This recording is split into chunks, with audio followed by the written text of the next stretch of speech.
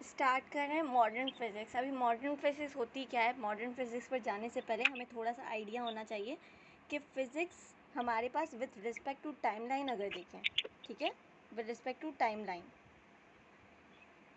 तो टाइमलाइन के रिस्पेक्ट से हमारे पास जो 1900 से पहले वाली फ़िज़िक्स थी ना, आप बोल सकते हैं लेस देन 1900 वाली जो फिज़िक्स है, हम उसको बोलते हैं क्लासिकल फ़िज़िक्स, ठीक है, वो हमारे पास कहलाई जाती है क्लासिकल फ़िज़िक्स। और फिर भाई 1900 के बाद वाली क्या होगी, वो हमारे पास होगी मॉडर्न फिज़िक्स। 1900 के बाद मतलब ग्रेटर देन 1900 वाली, वो हमारे पास है मॉडर्न फिज़िक्स। तो हम जो आज स्टार्ट करने वाले हैं दैट इज़ मॉडर्न फिज़िक्स। हमारे पास जो क्लासिकल फ़िज़िक्स दी थी ना, वो क्लासिकल फ़िज़िक्स आप बोल सकते हैं the father of classical physics was Newton. Newton ने बहुत अच्छा रोल प्ले किया था और हम उसको बोल सकते हैं कि क्लासिकल फ़िज़िक्स हमारे पास न्यूटोनियन फ़िज़िक्स कहलाई जाती है। तो classical physics is actually what it is Newtonian physics, ठीक है, क्योंकि सारी की सारी न्यूटन ने ही दी थी। जो मेजर डिस्कवरीज़ की थी ना, वो न्यूटन ने ही की थी। जैसे कि आप मोशन देख लो, रेस्ट देख लो, जो हम मोशन एंड डायरेक्शन मतलब काइनेमेटिक्स एंड डायनामिक्स पढ़ते हैं, वो सारा न्यूटन का ही है। न्यूटन के लॉस हैं, ग्रेविटेशनल लॉ है, तो ये सारा क्लासिकल फ़िज़िक्स में आया हुआ है बिफोर 20th सेंचुरी आप बोल सकते हो आया हुआ है, ठीक है, 20th सेंचुरी मतलब 1900 से पहले आया हुआ है। अभी ये जो हमारे पास मॉडर्न फिज़िक्स है, ये इसका फादर हम बोल सकते हैं कि आइंस्टाइन है। यहाँ पर हमारे पास जो हम फिज़िक्स पढ़ते हैं वो आइंस्टाइन की फ़िज़िक्स पढ़ते हैं, ठीक है, और उसको ही हम मॉडर्न फिज़िक्स कह रहे होते हैं। अभी जो हमारे पास मॉडर्न फिज़िक्स में जो हमारा सबसे पहला टॉपिक आता है ना, वो आता है थ्योरी ऑफ रिलेटिविटी, ठीक है, थ्योरी ऑफ रिलेटिविटी। अब थ्योरी ऑफ रिलेटिविटी हमारे पास दो टाइप्स की थ्योरी ऑफ रिलेटिविटीज़ हैं। वो भाई कौन सी, एक हमारे पास है स्पेशल थ्योरी ऑफ रिलेटिविटी, एक हमारे पास है जनरल थ्योरी ऑफ रिलेटिविटी। ये हमें आगे चल के और अच्छी तरह समझ आने वाला है कि स्पेशल थ्योरी और जनरल थ्योरी में डिफरेंस क्या है। लेकिन अभी के लिए I am just mentioning here कि हमारे पास दो थ्योरीज ऑफ रिलेटिविटी हैं। एक है स्पेशल थ्योरी ऑफ रिलेटिविटी, एक है हमारे पास general theory of relativity. General theory of relativity बहुत ज़्यादा एडवांस में चली जाती है। हम जो पढ़ रहे होते हैं, हम basically special theory of relativity पढ़ रहे होते हैं, लेकिन इनमें डिफरेंस क्या है ये हमें आगे चल के पता चलेगा जब हम इस एक्चुअली थ्योरी ऑफ रिलेटिविटी को कंप्लीट कर रहे होंगे, ठीक है। तो अब हमारे पास ये है क्या थ्योरी ऑफ रिलेटिविटी, हम कैसे कॉन्सेप्ट इसका ले सकते हैं। अभी हमने पढ़ा होगा मोशन एंड डायनामिक्स वाले, डायनामिक्स एंड काइनेमेटिक्स वाले चैप्टर में हमें न्यूटन ने बताया था कि rest and motion are relative, ठीक है। कैसे भाई, इसने हमें बताया था कि अगर हम एक ट्रेन में बैठे हैं, हम इस ट्रेन में बैठे हैं, ठीक है, ये एक ट्रेन है और इसमें हम बैठे हैं, ठीक है, और पहले तो हम इसमें मूव कर रहे हैं, ठीक है, हम इसको मूव कर रहे हैं फॉर एग्जांपल 20 मीटर पर सेकंड की स्पीड से। हम मूव सब कर रहे हैं विद 20 मीटर पर सेकंड की स्पीड से। अब फॉर एग्जांपल यहाँ पर मैं बैठी हूँ P, यहाँ पर आप बैठी हो ज़नीरा Z, ठीक है। तो अगर मैं बोलूँ ज़नीरा आपके रिस्पेक्ट से मैं मोशन में हूँ या रेस्ट में हूँ, what would be your answer, rest या मोशन? रेस्ट, डेफिनेटली आपके हिसाब से मैं रेस्ट में हूँ, मेरे हिसाब से आप रेस्ट में हो। हम दोनों मूव नहीं कर रहे क्योंकि हम दोनों एक सेम ही ट्रेन में मूव कर रहे हैं, ठीक है। तो आपके हिसाब से मैं भी रेस्ट में हूँ, मेरे हिसाब से आप भी रेस्ट में। तो ये जो हमारा हिसाब हुआ ना, आपके हिसाब से मेरे हिसाब से, that is actually frame of reference, ठीक है। ये हमारे पास है फ्रेम ऑफ रेफरेंस, जिसके हिसाब से हम मूव कर रहे हैं या जिसके हिसाब से हम रेस्ट में। तो आपके हिसाब से मैं रेस्ट में हूँ, तो ये हो गया आपका फ्रेम ऑफ रेफरेंस। मेरे हिसाब से आप रेस्ट में हो, this is my frame of reference, ठीक है। तो अब हम दोनों रेस्ट में हैं क्योंकि हम दोनों एक ही फ्रेम ऑफ रेफरेंस में हैं। लेकिन अगर मैं बोल दूँ यहाँ पर एक बच्चे को बहुत ज़्यादा भूख लगी, जैसे कि हमारी रिया है, रिया को बहुत ज़्यादा भूख लगी और यहाँ पर KFC आ गया, रिया KFC पर उतर गई, ठीक है, रिया KFC पर उतर गई। अब रिया यहाँ पर KFC में उतर गई। अब रिया के हिसाब से हम सब क्या कर रहे हैं, मूव कर रहे हैं, राइट। हम लोग जा रहे हैं, हमारी ट्रेन आगे जा रही है। रिया के हिसाब से हम सब मूव कर रहे हैं, ठीक है। लेकिन मेरे हिसाब से आप तो अभी भी रेस्ट में ही हो, आपके हिसाब से मैं रेस्ट में ही हूँ, लेकिन रिया के हिसाब से हम दोनों मूव कर रहे हैं। तो ये हो गया फ्रेम ऑफ रेफरेंस। मतलब रेस्ट एंड मोशन हम दोनों एक दूसरे के फ्रेम ऑफ रेफरेंस से रेस्ट में हैं, लेकिन रिया के फ्रेम ऑफ रेफरेंस से हम लोग क्या हैं, मोशन में हैं। तो हम लोग यहाँ से बोल सकते हैं rest and motion are relative, ऐसा ही है। मोशन आर रिलेटिव, ठीक है, एक दूसरे से हम रिलेटिव मोशन में हैं। फिर हम क्या बोल सकते हैं, दे आर नॉट एब्सोल्यूट, ये कभी भी एब्सोल्यूट नहीं होंगी, rest and motion will never be absolute, मतलब ये चेंज होती रहेंगी, फ्रेम ऑफ रेफरेंस से ये चेंज होती रहेंगी। They are not absolute at all, they are always relative in other frame of reference, ठीक है। अब हमने ये तो एक बात कर ली, अब हम क्या करते हैं, अब हम दूसरी बात कर रहे होते हैं। अब दूसरी बात ये है कि अब एक मैं अपनी कार निकाल रही हूँ, ठीक है, जिसको मैं मूव कर रही हूँ with 10 metre per second for example. एक आप अपनी कार निकाल रही हो, ठीक है, जिसको आप मूव करवा रही हो 10 मीटर पर सेकेंड। अब भाई हम दोनों को एक दूसरे से बात करनी है चलते हुए कार में, तो अब मैं क्या करूँगी, अपनी स्पीड को तुम्हारे जितनी स्पीड में कर लूँगी, मतलब आपकी कार अगर 10 मीटर पर सेकंड में मूव कर रही है तो मैं भी अपनी कार को 10 मीटर पर सेकंड में मूव करवाऊँगी, तो हम दोनों की कार अब 10 मीटर पर सेकंड में मूव कर रही है, मतलब अब हम दोनों क्या हैं, एक दूसरे के रेफरेंस से रेस्ट में हैं। तुम भी मूव नहीं कर रही, मैं भी मूव नहीं कर रही, क्योंकि हम दोनों एक ही यूनिफॉर्म स्पीड के साथ मूव कर रहे हैं। आप भी 10 मीटर के स्पीड से, मैं भी 10 मीटर, हम दोनों अब उसी स्पीड पर एक दूसरे से बात भी कर सकते हैं, मतलब हमें ये लगेगा कि आप भी रेस्ट में हो, मैं भी रेस्ट में ही हूँ, और हम दोनों एक दूसरे से बात कर रहे हैं। लेकिन इससे अगर मैं एक और बात करूँ कि जैसे कि अब मैं अपनी स्पीड को बढ़ा लूँ, 2 मीटर पर सेकंड से बढ़ा लूँ, तो अब जो मेरी स्पीड टोटल होगी वो क्या होगी, 12 मीटर पर सेकंड। लेकिन अभी तक आपकी क्या है, आपकी तो 10 मीटर पर सेकंड ही है, ऐसा ही है। तो अब क्या, अब यहाँ पर अगर कोई बंदा खड़ा है, हम दोनों को देख रहा है, पहले तो वो देख रहा था कि आप दोनों 10 मीटर पर सेकंड के स्पीड से मूव कर रहे हो, ठीक है। अब ये बंदा जो बाहर से खड़ा हुआ हमें देख रहा है, वो बोल रहा है कि ये जो प्रियंका है वो 12 मीटर पर सेकंड से मूव कर रही है, मतलब 2 मीटर ज़्यादा से मूव कर रही है ज़नीरा के, और ज़नीरा 2 मीटर लेस से मूव कर रही है, ऐसा ही है। तो ये हमारे पास है, speeds are also relative, speeds भी रिलेटिव हैं हमारे पास, कि एक के रेफरेंस से स्पीड ज़्यादा है, दूसरे के स्पीड से स्पीड्स कम है, तो स्पीड्स आर रिलेटिव टू। पहले हमने बोला कि rest and motion are relative, फिर हमने यहाँ से एग्जांपल ली और हमें पता चल गया कि speeds are relative as well, speeds भी हमारे पास क्या है, रिलेटिव हैं, ठीक है। अब ये हमें कैसे पता चला, हम एक और एग्जांपल लेते हैं, ये तो हमने एक एग्जांपल ली, स्पीड आर रिलेटिव, हम इसकी एक और एग्जांपल लेते हैं। जैसे कि ये एक ट्रेन है, ये ट्रेन हमारे पास चल रही है, ठीक है, ये ट्रेन हमारे पास चल रही है। अब ये ट्रेन किस 10 मीटर पर सेकेंड से चल रही है, फॉर एग्जाम्पल ये ले लेते हैं, ठीक है। अब यहाँ पर मैं खड़ी हूँ, यहाँ पे आप खड़ी हो, मैं एक बॉल को मैं फेंकती हूँ आपकी तरफ, तो ये बॉल आपकी तरफ कितने मीटर पर सेकंड से आएगा, और मैं एक बंदा भी एक बाहर खड़ा कर देती हूँ, ठीक है, ये रिया हम दोनों को दोबारा से देख रही है। तो भाई अगर ये बॉल मैं आपकी तरफ फेंकूँ, तो आप ये बॉल कितनी मीटर पर सेकंड, मैं अभी इसको 2 मीटर पर सेकंड से फेंक रही हूँ, मैं स्पीड कितनी लगा रही हूँ, 2 मीटर पर सेकंड।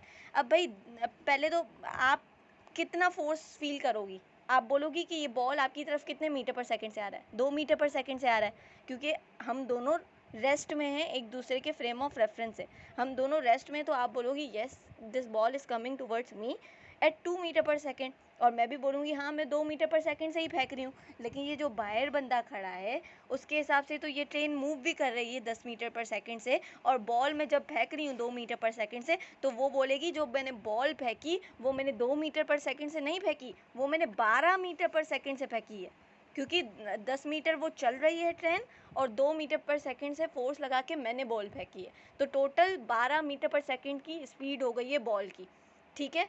इसी तरह अगर आप मेरे पास बॉल फेंको 3 मीटर पर सेकंड से स्पीड से, तो मेरे हिसाब से तो आपने 3 मीटर पर सेकंड से फेंका, आपके हिसाब से भी आपने 3 मीटर पर सेकंड से फेंका, लेकिन अब इसके हिसाब से आपने बॉल कितनी मीटर पर सेकंड से फेंका है, 7 मीटर पर सेकंड से फेंका है, क्योंकि 10 मीटर वो आगे जा रही है और 3 मीटर आप पीछे फेंक रहे हो, तो ये टोटल कितना डिस्टेंस हुआ, 10 - 3 7 मीटर पर सेकंड। तो उसके बाहर मतलब रिया के हिसाब से आप मेरे पास बॉल कितने मीटर पर सेकंड से फेंक रहे हो, 10 मीटर पर सेकंड से फेंक रहे हो, तो भाई हमारे हिसाब से 2 मीटर पर सेकंड से 3 मीटर पर सेकंड से हम बॉल फेंक रहे थे, रिया के हिसाब से 12 मीटर पर सेकंड 7 मीटर पर सेकंड से बॉल मूव करती हुई जा रही है। तो यहाँ से हमें पता चल गया कि स्पीड्स आर ऑल्सो रिलेटिव, एक फ्रेम ऑफ रेफरेंस में स्पीड्स अलग हैं, दूसरे फ्रेम ऑफ रेफरेंस में आते ही स्पीड्स अलग हो गई। तो इतना समझ आया कि rest and motion are relative, speeds are also relative. जी तीसरी हम ये बात कर लेते हैं कि डायरेक्शंस आर रिलेटिव। जो डिस्टेंसेस हैं, या आप बोल सकते हो पहले डायरेक्शंस की बात कर लेते हैं। डायरेक्शंस आर रिलेटिव, इसकी तो हम मेन एग्जांपल ले लेते हैं। डायरेक्शंस आर रिलेटिव, एक मिनट। फॉर एग्जाम्पल, अब तुम अपने घर पे बैठी हो, तुम्हारा क्या होगा? तुम्हारा नॉर्थ ये होगा, और तुम्हारा ईस्ट ये होगा, वेस्ट ये होगा, साउथ ये होगा, राइट? ये नॉर्थ होगा, ये ईस्ट होगा, ये साउथ होगा, और ये वेस्ट होगा। लेकिन अब मैं बैठी इस साइड हूँ, मैं अपना मुंह इस साइड करके बैठी हूँ, मैं अपना मुंह इस साइड करके बैठी हूँ, ठीक है? तो मेरे हिसाब से तो मेरा नॉर्थ ये होगा ना, राइट? मेरा ईस्ट मेरे राइट हैंड साइड पे होगा, तो ये रहा मेरा ईस्ट। मेरा वेस्ट मेरे लेफ्ट हैंड साइड पे होगा, तो ये हो गया मेरा वेस्ट, और मेरा साउथ मेरा नीचे होगा। तो अब देख सकते हैं कि अगर मैं अपना मुंह बदल दूं, अपनी डायरेक्शन बदल दूं, तो भाई डायरेक्शंस भी चेंज हो गई। पहले तुम्हारा नॉर्थ ऊपर था, ईस्ट यहाँ, वेस्ट यहाँ, साउथ यहाँ। मेरा नॉर्थ यहाँ हो गया, ईस्ट यहाँ हो गया, वेस्ट यहाँ हो गया, साउथ यहाँ हो गया। मतलब डायरेक्शंस आर टू रिलेटिव। एक फ्रेम ऑफ रेफरेंस में डायरेक्शंस अलग हैं, दूसरे फ्रेम ऑफ रेफरेंस में आते ही डायरेक्शंस अलग हो गई, तो डायरेक्शंस आर टू रिलेटिव। तो थर्ड पॉइंट हमें ये मिल गया कि डायरेक्शंस भी हमारे पास क्या है, रिलेटिव हैं, ठीक है? अब हम एक और बात कर रहे हैं कि हमारे पास क्या और चीज़ रिलेटिव है। अब जैसे कि फॉर एग्जांपल डिस्टेंसेस की बात कर लेते हैं, ठीक है? हम अपनी डिस्टेंसेस की बात कर लेते हैं। अब जैसे कि ये एक ट्रेन है, ये एक ट्रेन है, और ये आप हो, ठीक है? आप एक बॉल फेंकती हो नीचे, ठीक है? अब ये बॉल आपने कितने भाई 1 मीटर से फेंकी, तो भाई ज़रूरी बात है ना कि बॉल बाउंस बैक करके आपके पास 1 मीटर से ऊपर भी आएगी, ठीक है? तो टोटल डिस्टेंस कितना हुआ, मुझे बताओ यहाँ पर? डिस्प्लेसमेंट तो ज़ीरो हुआ यहाँ पर। डिस्टेंस तो हमारा टोटल डिस्टेंस होता है ना, जितना बॉल कवर करा। तो टोटल डिस्टेंस यहाँ पर 2 मीटर हुआ आपके पास, ठीक है? यहाँ पर 2 मीटर आपका डिस्टेंस हो गया। अब मुझे बताओ यहाँ पर हमारे पास अगर हम स्पीड को कैलकुलेट, अभी तक हम डिस्टेंस की बात कर रहे हैं, ठीक है? डिस्टेंस की बात कर रहे हैं। अब यहाँ पर एक बंदा खड़ा है बाहर, जैसे कि रिया बाहर खड़ी है और आपको देख रही है। अब यहाँ पर तो आपका ये ट्रेन मूव भी कर रही है, ये एक्चुअली ट्रेन मूव भी कर रही है, ये खड़ी हुई नहीं है। This train is moving with uniform speed, uniform speed से आपके पास मूव भी कर रही है, ठीक है? अब हमारे पास क्या है, जो ये रिया बाहर खड़ी है, इसके हिसाब से ये बॉल आपने फेंका, लेकिन ये बॉल सीधा थोड़ी ना गया है, क्योंकि ट्रेन तो आगे भी जा रही है, ट्रेन आगे भी जा रही है, आप बॉल को नीचे भी फेंक रही हो, तो ये बॉल तो कहीं ऐसे जाना चाहिए, ये बॉल तो कहीं ऐसे जाना चाहिए। अगर आप नीचे फेंकते हो और ट्रेन आगे भी मूव कर रही है, तो बॉल ऐसे मूव किया, तो डेफिनेटली ये परपेंडिकुलर डिस्टेंस था जो आपका 1 मीटर ऊपर आ रहा था। और मुझे पता है हाइपोटेन्यूज बड़ा होता है, राइट, परपेंडिकुलर से, तो ये हम बोल देते हैं 1.4 मीटर हो गया हाइपोटेनियस है। मतलब रिया के हिसाब से जितना बॉल आप 1 मीटर नीचे फेंक रहे थे, अब रिया के हिसाब से वो ही बॉल नीचे भी जा रही है, आगे भी जा रही है, तो 1.4 मीटर जा रही है, और फिर दोबारा ऊपर आ रही है, तो दोबारा 1.4 मीटर से आ रही है। तो रिया के हिसाब से टोटल डिस्टेंस कितना हुआ, 2.8 मीटर हुआ, राइट? हमारे हिसाब से टोटल डिस्टेंस 2 मीटर हुआ था, 1 मीटर नीचे गई, 1 मीटर ऊपर आई, लेकिन रिया के हिसाब से ये बॉल क्या हुआ, 1.4 मीटर नीचे गया, 1.4 मीटर ऊपर आया, मतलब 2.8 टोटल डिस्टेंस हो गया। यहाँ से हमें ये पता चल गया कि distances are relative as well, distances are also relative,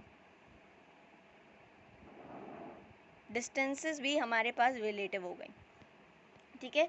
अब डिस्टेंसेस भी रिलेटिव हो गई। अब फॉर एग्जांपल यहाँ पर ये जो काम पूरा का पूरा हो रहा था, ये 1 सेकंड में हो रहा था, 1 सेकंड में हो रहा था, और हमें पता है टाइम तो रिलेटिव नहीं है। टाइम अगर तुम अपने घर पर बैठी हो 1 सेकंड हो रहा है, मैं अपने घर पे बैठी हूँ 1 सेकंड हो रहा है, हम आगे पीछे मूव करके बैठे हैं या किसी ट्रेन में जा रहे हैं, वो भी 1 सेकंड ही होगा, तो time will never gonna change, ये हमें पता है। तो यहाँ पर भाई ये जो सारा काम हो रहा है ये 1 सेकंड में हो रहा है, तो हम ये बोलेंगे कि ये 1.4 मीटर, यहाँ पर भी जो बॉल ऊपर जा रही है और नीचे आ रही है, ये भी वही 1 सेकंड में आ रही है, तो टाइम रिलेटिव नहीं है, हमें इतना पता चल गया। तो ये थी हमारे पास, ये जो थ्योरी दी ना, ये अभी तक आइंस्टाइन ने बिल्कुल नहीं दी। ये जो थ्योरी हमें दी है, ये अभी तक हम बात करते हुए आए क्लासिकल फिजिक्स में, क्योंकि ये जो मोशन आई है, काइनेमेटिक डायनामिक्स, ये जो रेस्ट मोशन, ये तो सारा हमें न्यूटन ने ही बताया था ना, कि rest and motion are relative motion, distances are relative, speeds are relative, और डायरेक्शंस भी रिलेटिव हैं। तो ये हम अभी तक पढ़ते हुए आ रहे हैं। उसकी क्लासिकल में, मतलब क्लासिकल मतलब न्यूटोनियन फिजिक्स। अभी भाई यहाँ पर किया क्या, यहाँ पर हमारे पास आए फिर आइंस्टाइन भैया। आइंस्टाइन, क्योंकि हमें पता है आइंस्टाइन हमारे पास मॉडर्न फिजिक्स का फादर है। तो आइंस्टाइन ने क्या किया, आइंस्टाइन ने बोला ये तो बात बिल्कुल ठीक है, लेकिन अब मैं इस बॉल की जगह, यहाँ पर आप लोग बॉल ले रहे थे, अब मैं इस बॉल की जगह क्या ले रहा हूँ, फोटोन ले रहा हूँ। अब यहाँ पर एक बंदा है, वो खड़ा है, अब वो फोटोन को फेंकता है, ठीक है, फोटोन को नीचे फेंकता है और फोटोन को ही ऊपर फेंकता है। अब हमें पता है फोटोन की स्पीड क्या होगी, फोटोन की स्पीड क्या है, फोटोन की स्पीड मतलब लाइट की speed is 3 × 10⁸ metre per second, जो कि यूनिवर्सली कांस्टेंट है। हम बोलते हैं कि speeds are relative, speeds relative है, मतलब क्लासिकल फिजिक्स में हमें ये पता चला कि स्पीड्स आर रिलेटिव, लेकिन आइंस्टाइन भाई ने मॉडर्न फिजिक्स में आते हमें ये बता दिया कि speed of light can never be changed, ये यूनिवर्सली कांस्टेंट है, आप इसको चेंज कर ही नहीं सकते। तो this is a universal constant, universal constant, ये कभी चेंज नहीं हो सकती। आपकी स्पीड ऑफ लाइट 3 × 10⁸ आपकी चेंज नहीं हो सकती, आप इसको चेंज नहीं कर सकते। 3 × 10⁸। तो भाई इसने क्या किया, अगर बोला कि इसने कि ये आपका फॉर एग्जांपल 2 मीटर कवर कर रहा था 1 सेकंड में, क्योंकि हमारे पास क्या होता है, स्पीड क्या होती है, डिस्टेंस अपॉन टाइम होती है, राइट, डिस्टेंस अपॉन टाइम होती है। तो यहाँ पर ये हमारे पास आ गया 2 मीटर पर सेकेंड और 1 सेकेंड में कर रहा था, मतलब 2 मीटर, इसका पूरा ये जो 1 मीटर नीचे गया, 1 मीटर ऊपर आया, टोटल डिस्टेंस 2 मीटर हुआ और 1 सेकेंड में हो रहा है। तो भाई बाहर खड़े होने वाले के हिसाब से यही चीज़ क्या हो रही थी, 1.4 मीटर में नीचे जा रहा था, 1.4 मीटर में ऊपर आ रहा था, ठीक है। और यहाँ पर हमारे पास बॉल था, ठीक है, यहाँ पर टोटल हमारे पास डिस्टेंस कितना हो रहा था, 2.8 मीटर हो रहा था और 1 सेकेंड में हो रहा था। तो यहाँ पर हम बोल सकते थे कि स्पीड स्लो है। भाई स्पीड क्या है, 2/1, क्योंकि डिस्टेंस अपॉन टाइम होता है, तो स्पीड निकल आई 2। यहाँ पर स्पीड क्या बनेगी, डिस्टेंस अपॉन टाइम, तो 2.8/1। यहाँ पर हमारे पास स्पीड क्या आई, 2.8 आई, मतलब यहाँ पर ये फास्ट, बॉल फास्ट मूव कर रहा है और यहाँ पर ये जो हमारे पास है बॉल, वो स्लो मूव कर रहा है, 2 मीटर पर सेकेंड से मूव कर रहा है, और वहाँ पर हमारे पास 2.8 मीटर पर सेकेंड से, मतलब फास्ट थोड़ा मूव कर रहा है। अब ये बोल रहा है मुझे स्पीड बढ़ानी नहीं है, क्योंकि फोटोन की स्पीड तो भाई कांस्टेंट होनी चाहिए ना। तो स्पीड को कांस्टेंट करने के लिए आप कुछ भी चेंज कर लो, स्पीड को कांस्टेंट करने के लिए फॉर एग्जांपल आपका डिस्टेंस, अगर मैं डिस्टेंस बोलूँ, ऊपर डिस्टेंस कम था और नीचे नीचे डिस्टेंस आते हुए क्या हो गया, बढ़ गया, नीचे डिस्टेंस आके बढ़ गया, राइट। तो आप टाइम को कम कर दो, वो बोल रहा है आप टाइम को कम कर दो, क्योंकि आपको कांस्टेंट करनी है स्पीड को, तो आप अगर आप डिस्टेंस को बढ़ा रहे हो तो आप टाइम को कम करो, तभी तो स्पीड पर कोई फ़र्क नहीं पड़ेगा। फोटोन की स्पीड एक ही रखनी है ना, यूनिवर्सल कांस्टेंट है 3 × 10⁸ मीटर पर सेकेंड है, तो उसको हमें कांस्टेंट रखना है। तो भाई अगर नीचे आते हुए 2.8 डिस्टेंस हो गया है, पहले डिस्टेंस 2 था, अब 2.8 हो गया है, तो अब टाइम को आप बढ़ा दो।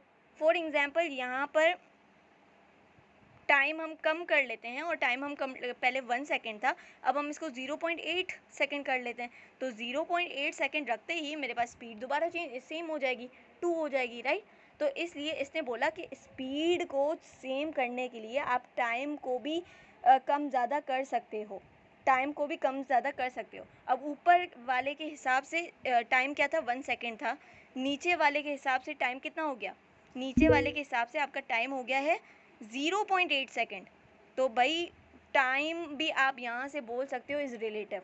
पहले हमें उसने बताया, न्यूटन ने बताया कि time can never be change, time हमेशा एब्सोल्यूट होगा, लेकिन आइंस्टाइन ने हमें बोला कि स्पीड हमेशा एब्सोल्यूट होगी, फोटोन की 3 × 10⁸ मीटर पर सेकेंड होगी। उसके लिए आप टाइम को भी चेंज कर सकते हो, doesn't matter, time is also relative, time is also relative. मुझे पता इतना समझ आया कि टाइम भी अब रिलेटिव हो गया आइंस्टाइन की फिज़िक्स में, मतलब मॉडर्न फिज़िक्स में, स्पीड सेम रख ली हमने। समझ आया?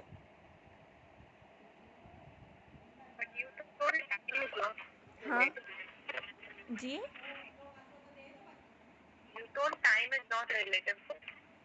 टाइम इज़ नॉट रिलेटिव, नहीं नहीं, टाइम एक्चुअली रिलेटिव है। इसकी हम रियल वर्ल्ड एग्जांपल देखते हैं, वो है हमारे पास ट्विन पैराडॉक्स।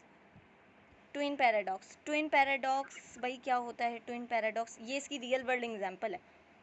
जिसमें टाइम हम डाइल्यूट कर लेते हैं, टाइम हमारे पास रिलेटिव है, टाइम को हम चेंज कर सकते हैं। अब ट्विन पैराडॉक्स में होता क्या है, दो आइडेंटिकल बच्चे हैं, फॉर एग्जांपल दो आइडेंटिकल बच्चे हैं, जैसे ज़नीरा आप हो और आपकी एक ट्विन है। आपकी एक ट्विन किसको बना लेते हैं, रिया को बना लेते हैं, ठीक है, रिया आपकी ट्विन है। अब क्या है, अब क्या हुआ कि पहले तो आपकी एज यहाँ पर क्या है भाई, एज सेम होगी ना, आप ट्विन हो, तो फॉर एग्जांपल आपकी एज है 25 ईयर्स ओल्ड और रिया की भी एज है 25 ईयर्स ओल्ड।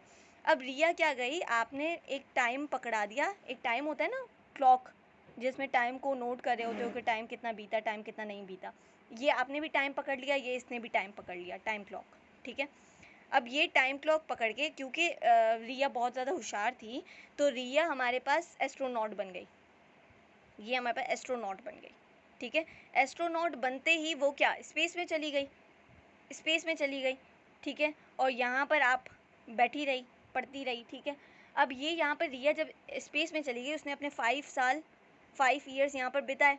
अब उसने जब यहाँ पर 5 ईयर्स बिताए और अपना क्लॉक भी वो साथ में लेके गई, ये रियल वर्ल्ड एग्जांपल है, इसकी मूवी भी आई हुई है ट्विन पैराडॉक्स की। तो जब ये स्पेस में गई, ये अब इसने अपने 5 साल बिताए, मतलब ये 30 ईयर्स की हो गई, ठीक है, ये 30 ईयर्स की हो गई। जब वो वापस आई तो वो तो 30 ईयर्स की थी, रिया तो भाई 30 ईयर्स की है, रिया 30 ईयर्स की है, लेकिन ज़नीरा तुम भी तो 30 ईयर्स की होनी चाहिए थी ना, क्योंकि आप दोनों ट्विंस थे। लेकिन ज़नीरा उसकी जगह तुम 2 बच्चों की नानी बन चुकी थी, ऐसा समझो, और तुम्हारी एज हो गई 60 ईयर्स। तो देखा गया कि स्पेस में टाइम अलग हो रहा है और हमारे अर्थ में टाइम अलग हो रहा है, which means time of reference, मतलब फ्रेम ऑफ रेफरेंस चेंज है। उसका फ्रेम ऑफ रेफरेंस अर्थ था, तुम्हारा उसका फ्रेम ऑफ रेफरेंस वो है गैलेक्सीज वगैरह जो भी है, एयर है, जो भी सन वगैरह जो भी बोल सकते हैं, स्पेस है, और आपका टाइम फ्रेम ऑफ रेफरेंस क्या है, अर्थ है। तो आपके टाइम ऑफ रेफरेंस से आप 60 ईयर्स की हो, और उसके टाइम ऑफ रेफरेंस से वो अभी सिर्फ 30 साल की है वहाँ पर एयर में, ठीक है, और आप 60 ईयर की हो चुकी हो, और वो जब दोबारा अर्थ में आती है तो वो भी 60 ईयर्स की ही कहलाएगी, क्योंकि टाइम वहाँ पर चेंज होता है, यहाँ पर टाइम चेंज होता है। इससे हमें ये पता चल गया times are too relative, times भी वो सेम नहीं रहते हैं। तो पता चला कि टाइम्स एब्सोल्यूट नहीं होते, एक्चुअल में भी टाइम्स आर रिलेटिव।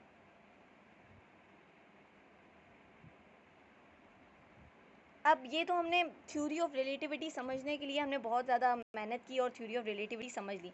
अब भाई अब इसमें कोई बड़ी बात नहीं है, अब हमें बस थ्योरी इसकी पढ़नी है एक्चुअली, इसके पोस्टुलेट्स 2 हैं वो पढ़ने हैं। तो थ्योरी ऑफ रिलेटिविटी,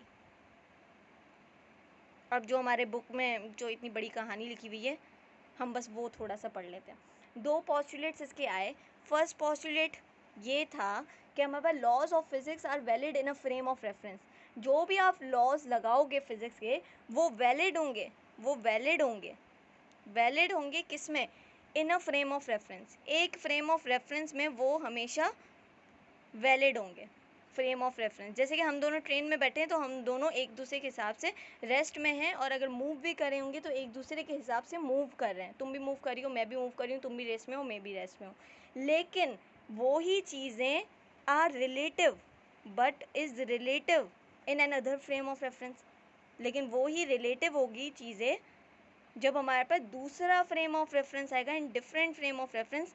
मतलब रिया हमें बाहर से खड़ी होकर देख रही है, वो दूसरा फ्रेम ऑफ रेफरेंस है, तो उसके हिसाब से हम मूव कर रहे हैं, लेकिन हम दोनों के हिसाब से हम रेस्ट में ही हैं, डिफरेंट फ्रेम ऑफ रेफरेंस, ठीक है। ये समझ आया फर्स्ट पोस्टुलेट कि laws of physics are valid in a frame of reference but are relative in another frame of reference और in different frame of reference. First postulate clear है, second question है। Let me write it down first.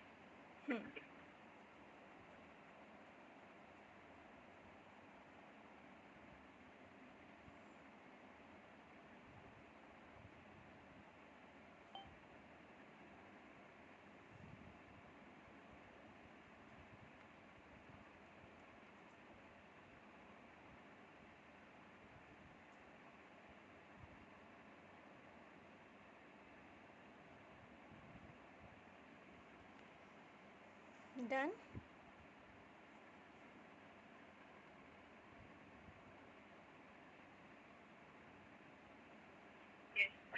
ठीक है, दूसरा postulate हमें ये मिला कि the speed of light is universal constant. ठीक है, ये तो हमने पहले भी पढ़ लिया। The speed of light, Einstein ने क्या क्या कहा थ्योरी ऑफ रिलेटिविटी में, द स्पीड ऑफ लाइट जो होगी वो यूनिवर्सल कांस्टेंट है 3 × 10⁻, क्या है, 8 मीटर पर सेकेंड है, राइट, यूनिवर्सल कांस्टेंट है। ये कभी चेंज नहीं होगी, ये कभी भी चेंज नहीं होगी, 3 × 10⁸ मीटर पर सेकेंड। इस स्पीड को कांस्टेंट रखने के लिए आप भले कुछ भी कर लो, टाइम को चेंज कर दो, डिस्टेंस को चेंज कर लो, doesn't matter at all, speed को चेंज नहीं कर सकते आप। फिर इसके कंसिक्वेंसेस क्या हुए, स्पीड को कांस्टेंट रखने के लिए, यूनिवर्सल कांस्टेंट रखने के लिए इसके कंसिक्वेंसेस क्या होंगे, हम डिस्टेंस को चेंज कर सकते हैं, हम टाइम को चेंज कर सकते हैं, राइट। तो भाई डिस्टेंस को, या डिस्टेंस क्या होता है हमारे पास, एक किस्म का लेंथ ही है ना, राइट। आप लेंथ को कॉन्ट्रैक्ट कर सकते हैं, लेंथ को कम कर सकते हैं या लेंथ को बढ़ा सकते हैं। तो लेंथ को कॉन्ट्रैक्ट करने के लिए फॉर्मूला हमारे पास क्या आता है, ये L = L0, L = L0 × 1 - v²/c²। ये हमारे पास फॉर्मूला है लेंथ को कॉन्ट्रैक्शन का, जिसमें L हमारे पास क्या है, मूविंग लेंथ। मूविंग लेंथ मतलब वो लेंथ, वो डिस्टेंस जो मूव कर रहा है, मूविंग। ये L0 जो है वो रेस्ट पर है, जो लेंथ है किसी ऑब्जेक्ट की रेस्ट पर, ठीक है। और ये जो √1 - v²/c², ये पूरा का पूरा लॉरेंस फैक्टर है, लॉरेंस फैक्टर, लॉरेंस फैक्टर, ठीक है। तो यहाँ से हमें ये पता चल गया कि हम लेंथ को कॉन्ट्रैक्ट कर सकते हैं, लेंथ को कम कर सकते हैं या लेंथ को बढ़ा सकते हैं by the help of a formula L = L0 × 1 - v²/c², where 1 - v²/c² is the Lorentz factor. फिर हमने क्या पढ़ा कि हम टाइम को भी कम कर सकते हैं, टाइम को डाइल्यूट कर सकते हैं, टाइम डायलेशन, टाइम को कम या बढ़ा सकते हैं, टाइम डायलेशन। उसके लिए हमारे पास फॉर्मूला क्या आया, फॉर्मूला हमारे पास आया T = T0, T = T0 upon √1 - v²/c²। दोबारा √1 - v²/c² is the Lorentz factor. T0 is the time at rest, rest के ऊपर टाइम है, और T is the time when the object is moving, ठीक है। तो आप टाइम को बढ़ा सकते हो या कम कर सकते हो by the help of the formula T = T0 upon 1 - v²/c², where v is the velocity of the object, c is the speed of the light, ठीक है।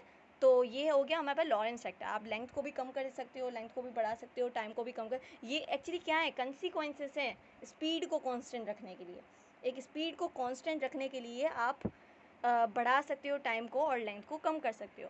इसने मास के बारे में भी बताया, मास वेरिएशन, कि भाई अगर मास भी तो रिलेटिव ही है ना भाई, अगर मैं मूव कर रही हूँ तो मेरा मास सबकॉन्शियसली थोड़ा ज़्यादा होगा, और कोई चीज़ रेस्ट पे है तो मेरा मास थोड़ा कम होगा। क्योंकि अगर कोई चीज़ मूविंग है, फॉर एग्जांपल एक ट्रेन है, उसका मास है 100 किलोग्राम, 100 किलोग्राम है, अगर वो मूव करती हुई आएगी तो डेफिनेटली हमें उसको स्टॉप करने में ज़्यादा फोर्स लगानी पड़ेगी, क्योंकि वो मूविंग है, ठीक है। तो मूविंग है तो उसका मास थोड़ा बढ़ जाएगा, ठीक है। Moving mass is greater than rest पर मास। तो रेस्ट पर मास उसका 100 kg था, तो मूविंग मास आप मास समझ सकते हो 115 kg हो जाएगा या 120 kg हो जाएगा, क्योंकि हमें उसको फोर्स ज़्यादा लगानी पड़ेगी स्टॉप करने के लिए। तो भाई मास आर टू रिलेटिव। तो मास को मास की वेरिएशन के लिए फॉर्मूला क्या था कि जो आपका मूविंग मास है वो आपका rest mass upon 1 - v²/c², 1 - v²/c², where 1 - v²/c² is the Lorentz factor. m0 is the mass of the object at rest, m is the mass of an object while moving, ठीक है। तो ये तीन फॉर्मूलाज आपको याद रखने चाहिए। T और मास का फॉर्मूला बहुत ज़्यादा इजी है, अपॉन में लॉरेंस फैक्टर आएगा, मतलब √1 - v²/c², अपॉन में आएगा, और लेंथ में मल्टीप्लिकेशन में आएगा, ठीक है। फिर हम लास्ट चीज़ पढ़ लेते हैं कि हमारे पास जो मास एनर्जी होगी ना, मास एनर्जी रिलेशनशिप, ये भी तो आइंस्टाइन ने ही दी थी ना। उसने बोला था, ये वैसे हमारा आगे चलने वाला बहुत अच्छा टॉपिक है, अभी मैं बस एक छोटा सा इंट्रो दे रही हूँ कि हमारे पास जो एनर्जी होगी ना, एनर्जी, वो हमारे पास टोटल जो किसी भी बॉडी की टोटल एनर्जी क्या होगी, किसी भी बॉडी की टोटल एनर्जी हमारे पास इक्वल होगी उसकी रेस्ट एनर्जी के। भाई रेस्ट एनर्जी क्या होती है, पोटेंशियल एनर्जी, राइट, और plus kinetic energy, moving energy, right, moving energy बोल दो, या मूविंग एनर्जी को हम काइनेटिक एनर्जी भी तो बोलते हैं। तो किसी भी बॉडी की total energy potential energy plus kinetic energy के इक्वल होती है, ये हमें पता था। और पोटेंशियल एनर्जी को हम रेस्ट एनर्जी भी बोलते हैं, काइनेटिक एनर्जी को हम मूविंग एनर्जी भी बोलते हैं। तो किसी भी बॉडी की total energy would be equal to rest energy plus moving energy. तो टोटल एनर्जी उसने फॉर्मूला क्या दिया था, mc² is equal to mc², right, ये हमारे पास एनर्जी मास रिलेशन था। तो रेस्ट पर एनर्जी उसकी क्या हो जाएगी, रेस्ट पर उसका मास हो जाएगा m0c², और काइनेटिक एनर्जी हमारे पास क्या होगी, काइनेटिक एनर्जी मतलब हाफ mv²। इतना समझ आया?